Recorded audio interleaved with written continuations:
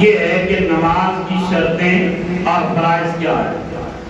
اب یہ ذہن نشین ہے کہ شرطیں وہ ہوتی ہیں کہ ان میں سے ایک بھی پائی نہ جائے تو ہم نماز شروع ہی نہیں کر سکتے۔ وہ ان میں سے پہلی شرط کیا ہے؟ پہلی شرط ہے ستر عورت۔ اب بندہ یہ کہے کہ ستر عورت کیا ہوتی ہے؟ عورت کا معنی ہوتا ہے چھپانے والی چیز۔ مرد کا جسم ناف سے لے کر گھٹنے گوٹیوں تک مکمل جڑا ہے یہ ستر عورت۔ اب عورت کا سارا جسم، چہرہ، ہاتھ اور پاؤں کے علاوہ باقی سارے کا سارا جسم جو ہے یہ ستر عورت ہے۔ پہلی چیز ستر عورت، دوسرا ہے طہارت۔ اس کے اندر جسم بھی آ جاتا ہے اور کپڑے بھی آ جاتے ہیں۔ کپڑوں کا پاک ہونا بھی ضروری ہے اور جسم کا پاک ہونا بھی ضروری ہے۔ اب طہارت میں دو چیزیں اور بھی آتی ہیں، طہارت کبریٰ اور طہارت صغریٰ۔ اگر غسل کی ضرورت ہے تو پھر غسل کیا جائے گا، اور اگر وضو کی ضرورت ہے تو وضو کیا جائے گا۔ اور یہ کتنا بڑا اللہ کے پیارے حبیب کا احسان ہے امت پر۔ اب امام شافعی کیا کہتے ہیں؟ امام شافعی اور امام اعظم ابو حنیفہ دونوں کا اختلاف کیا ہے؟ امام اعظم ابو حنیفہ ارشاد فرماتے ہیں، آپ فرماتے ہیں کہ بندہ مطلقاً نیت کرے گا کس چیز کی پاکی حاصل کرنے کی، چاہے وہ غسل کر رہا ہے چاہے وہ وضو کر رہا ہے۔ اب مطلقاً وہ پاکی حاصل کرنے کی نیت کرے گا، اور نیت کرنے کے بعد چاہے وہ قرآن کی تلاوت کرے، چاہے وہ نماز پڑھے، چاہے نماز جنازہ پڑھے، چاہے وہ نفل نماز پڑھے، کوئی بھی عبادت کرے، اب اس نے محسوس نہیں کیا۔ لیکن امام شافعی کیا فرماتے ہیں؟ امام شافعی یہ فرماتے ہیں کہ کس چیز کے لیے بندے نے وضو کیا ہے بس وہ وہی کر سکتا ہے۔ اگر اس نے نماز پڑھنے کے لیے وضو کیا ہے تو وہ نماز ہی پڑھے گا، اس کے علاوہ کوئی اور کام ہے نہیں کر سکتا، تلاوت نہیں کر سکتا، نماز جنازہ نہیں پڑھ سکتا۔ جس نماز کے لیے وضو کیا ہے وہی عبادت کر سکتا ہے، دوسرے نہیں کر سکتا۔ لیکن فقہ حنفی اتنی احسان ہے کہ آپ نے فرمایا کہ مطلق نیت کرے گا تو اب چاہے وہ تلاوت کرے، چاہے نماز پڑھے، نماز جنازہ پڑھے، نفل نمازیں پڑھے، جو عبادت کرنا چاہے وہ کر سکتا ہے۔ اگر اس الجھن میں تھوڑا سا اور الجھائیں تو شاید کہ اگلے مسئلے بھی سمجھ نہ آئیں۔ دو چیزیں ہوں گی، پہلی چیز کیا ہے؟ سترے، بولو سارے، پہلی چیز کیا ہے؟ دوسری کیا ہے؟ دوسری طہارت، تیسری ہے وقت۔ اب جو نماز پڑھنی ہے اس کا وقت ہونا بھی ضروری ہے۔ یہ نہیں کہ جو نماز پڑھ رہے ہیں اس کا وقت ہی نہ ہو تو اب آپ نماز پڑھتے رہے تو نماز ہوگی؟ نماز کا کان نہیں ہوگی۔ تیسری چیز، چوتھی چیز ہے استقبال قبلہ، یعنی بندے کے سینے کا اور چہرے کا کعبہ کی طرف ہونا۔ اب مکمل بھی کعبے کی طرف ہے، 90 ڈگری پر ہے تو پھر بھی نماز پھر تو ہے ہی درست۔ لیکن اگر بندے کا سینہ 45 ڈگری کے درجے پر بھی کعبے کی طرف ہے تو پھر بھی نماز ہو جائے گی۔ اور پھر اس میں ایک چیز اور بھی ہے، اب مسجد میں ہے، گاؤں میں ہے، تب تو بندے کو پتا چل رہا ہے کہ قبلہ اس طرف ہے تو میں نے نماز پڑھنی ہے، میں نے سینہ کر لیا، چہرہ کر لیا، نماز ہو جائے گی۔ لیکن اگر ایسی جگہ پر جائے، جنگل میں چلا جائے کہ جہاں کعبے کا اسے پتہ ہی نہ چل رہا ہو، سورج بھی نہ نکلا ہو، رات کی تاریکی ہو، چاند بھی نہ ہو، تو اب کیا کرے گا؟ یا سمندر کے راستے پر ہے، کشتی میں سوار ہے، اب بھی اسے نہیں پتا چل رہا کہ قبلہ کس طرف ہے، تو اب کیا کرے گا؟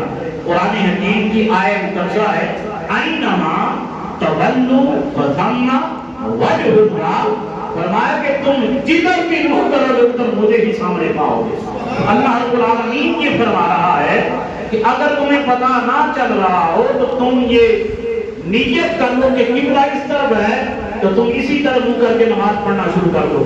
اگر پھر خیال آ جائے اس طرف ہے تو بندہ اس طرف پھر جائے گا، یعنی کس طرف خیال آتا جائے گا بندہ اسی طرف چکر کاٹتا جائے گا اور اپنی نماز مکمل کر لے گا، اس کی نماز ہو جائے گی۔ یہ نہیں کہ نماز نہیں ہوگی۔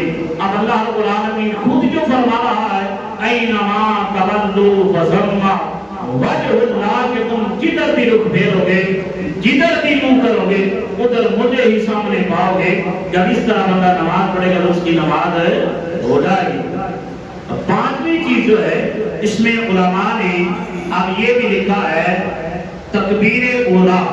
تکبیر اولا بعض اس کو شرائط میں کہتے ہیں اور بعض اس کو فرائض میں کہتے ہیں, لیکن فرائض کے اندر شامل کرنا اسے زیادہ بہتر ہے. 4 چیزیں اور 5ویں تکبیر اولا.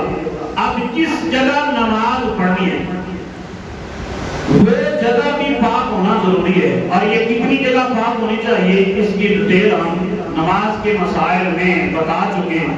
اگر پھر بھی کسی نے پوچھنی ہو تو بتانے کے لیے ہم حاضر ہیں. اور یہ سادہ سا مسئلہ نصیب ہے.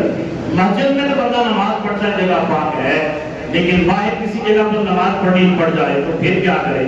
وہاں پر پتہ ہی نہ چل رہا کہ جگہ پاک ہے یا نہیں ہے. اور اگر ایسی جگہ پر پڑھے کہ جہاں بہت زیادہ گندگی ہے, اب اس جگہ پر ہونا یہ دیکھنا ہے کہ جہاں پر پاؤں رکھے اس جگہ کا پاک ہونا, جہاں ہاتھ لگنے ہیں اور دوران سجدہ جہاں پر گھٹنے رکھنے ہیں اور ماتھا لگانا ہے اس جگہ کا پاک ہونا ضروری ہے. اتنی جگہ پاک ہوگی تو نماز پڑھے گی تو نماز ہو جائے گی, لیکن ایسا ہوتا نہیں کہ اتنی جگہ گندگی ہو. اب یہ 5 شرطیں, 6ٹھی شرط جو ہے وہ فرائض میں شامل ہے. اب فرائض کون سے ہیں؟ یہ جو شرطیں تھیں ان میں سے ایک بھی رہ گئی تو نماز سے ہم شروع ہی نہیں کر سکتے. آگے فرائض ہے. پہلا فرض ہے تکبیر اولا, یہ تکبیر کہنا. اب تکبیر ہم کہتے ہیں تو اس میں 3 چیزیں ہیں. بعض احباب بڑا شور ڈالتے ہیں رفع یدین نہیں کرتے تو نماز نہیں ہوتی. بے وقوفوں کو مسئلے کا بھی نہیں پتا کہ مسئلہ ہے کیا. اب تکبیر اولا ہے فرض, لیکن اس کے جو الفاظ ہیں اللہ اکبر یہ ہیں واجب. ہاتھوں کو کانوں تک اٹھانا اور عورتوں کا اپنے کندھوں تک اٹھانا یہ سنت ہے.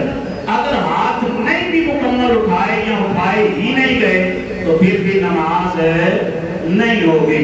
اور یہ مسئلہ نشین رہے کہ کسی بندے کو اتنا چاہ ہو نا کہ رفع یدین سے نماز نہیں ہوتی, اور یہ مسئلہ نشین بھی رہے. رفع یدین سب کرتے ہیں, لیکن کون سی رفع یدین منسوخ ہے اس پر اختلاف ہے. رفع یدین ہم بھی کرتے ہیں لیکن شروع میں کرتے ہیں, اس کے بعد والی نہیں کرتے, کیونکہ اس میں وہ منسوخ الحکم ہے, ناسخ نہیں ہے. جو چیز ناسخ ہے اس پر ہم عمل کر رہے ہیں. پہلا فرض کیا ہے؟ تکبیر. پہلا فرض کیا ہے نماز کا؟ تکبیر تحریمہ یا تکبیر اولا. دوسرا فرض ہے قیام یعنی کھڑا ہونا. اب دوسرا فرض یہ پورا ہونا بھی ضروری ہے, یہ بھی نہیں ہوگا تو نماز کا بھی نہیں ہوگی. اب سوال یہ پیدا ہوتا ہے کہ ایک بندہ بیمار ہے, وہ کھڑا نہیں ہو سکتا, تو اب اس کا بیٹھنا بھی قیام ہی ہے کہ وہ اس طرح بھی نماز پڑھ سکتا ہے. اور اتنا بھی بیمار ہو کہ وہ بیٹھ بھی نہیں سکتا تو حکم ہے تو وہ لیتے ہوئے ہی نماز ادا کرے گا, اس کی نماز ہو جائے گی. لیکن یہ کہ وہ اشارہ بھی کر سکتا ہو. 2 چیزیں. تیسری ہے قراءت.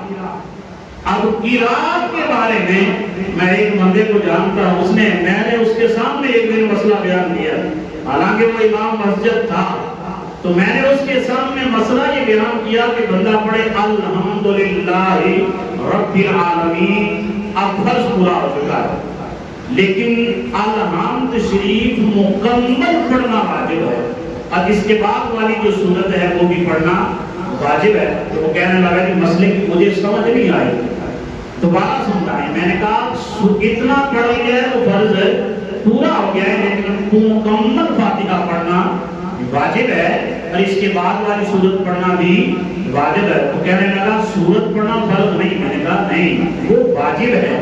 یہ حکم ہے کہ 3 چھوٹی آیتیں یا ایک بڑی آیت جو 3 چھوٹی آیتوں کے برابر ہو اس کا پڑھنا واجب ہے, اور وہ الحمد شریف کے بعد ہے. اب واجبات کا ذکر ہم اگلے جمعہ کریں گے. تیسری چیز کیا ہے؟ قرات فرض ہے، 3 فرض ہوئے، چوتھا فرض رکوع۔ اب رکوع میں جانا اتنی دیر رکنا فرض ہے جتنی دیر میں ہم 3 مرتبہ تسبیحات کہہ لیں، سبحان ربی العظیم، سبحان ربی العظیم، سبحان ربی العظیم، اتنی دیر رکنا فرض ہے۔ اب جو تسبیحات پڑھی جاتی ہیں یہ پڑھنا سنت ہے۔ اگر جلدی میں کسی کی چھوٹ بھی جائیں یا بندہ دیر سے آتا ہے اور آ کے رکوع میں ہی شامل ہوتا ہے تو اب اس سے یہ تسبیحات نہیں پڑھی گئی تو اب یہ مت سمجھے کہ نماز نہیں ہوئی، بلکہ نماز ہو جائے گی۔ اور پھر یہ 4 فرض ہو گئے، اور 5واں فرض ہے سجدہ، 6واں فرض ہے قاعدہ عقیدہ، یعنی جو ہر نماز کا آخری التحیات ہوتا ہے قاعدہ ہے وہ فرض ہے۔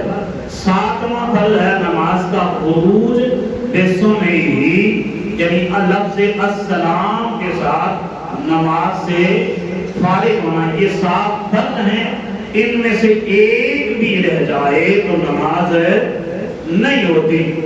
اب بندہ ٹوپی نہ پہنے تو لوگ فتویٰ لگاتے ہیں میری نماز نہیں ہوئی، تو کھلوتا صحیح نہیں ہے تیری نماز نہیں ہوئی۔ اب یہ ساری باتیں فضول ہیں، بات سنتے ہیں، بعض واجبات ہیں، بعض مستحبات ہیں۔ اب بعض دفعہ دیکھا ہے کہ بندے مستحبات کو لے کے یہ فتویٰ لگا دیتے ہیں کہ فلاں بندے کی نماز نہیں ہوئی۔ پوچھا جائے کیوں؟ اس نے سر پہ ٹوپی نہیں پہنی تھی، یہ کھڑا سیدھا نہیں ہوا تھا، اس کے ہاتھ سیدھے نہیں لگ رہے تھے، یہاں یہ نماز میں کھڑا تھا تو اس کا پاؤں کا انگوٹھا زمین پر نہیں لگ رہا تھا، وہ اٹھ رہا تھا، اس لیے اس کی نماز نہیں ہوئی۔ اب انگوٹھے والا جو مسئلہ ہے اس کی کوئی اثر نہیں ہے، انگوٹھا زمین پر لگے یا نہ لگے نماز ہو جائے گی، اور اس کی کوئی تصحیح نہیں ہے، کسی کتاب میں بھی یہ مسئلہ موجود ہے نہیں ہے۔ دعائے کہ اللہ رب العالمین ہمیں مسائل دینیاں سمجھنے کی توفیق عطا فرمائے، اور حضور کی شان و افعال کا ذکر کو سمجھنے کی توفیق عطا فرمائے۔ وآخر دعوانا الحمدللہ رب العالمین۔